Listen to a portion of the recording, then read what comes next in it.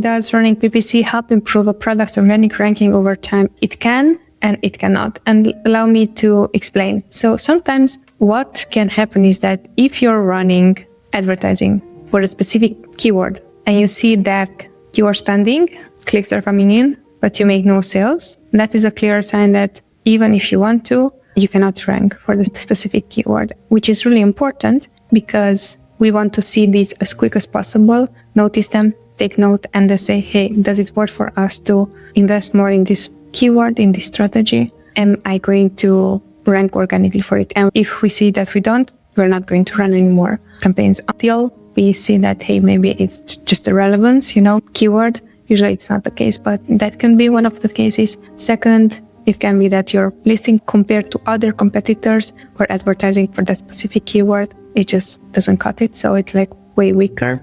But when it comes down to organic ranking over time, we do want to check, especially if we're investing in a keyword that is highly relevant to our product, aka it's describing exactly our product, the way how our customers would describe it. And we really want to see if we're making sales and we also come up organically on the first page. But usually I do want to say that if you're running ads in exact match, that would be helpful. It's not always the case.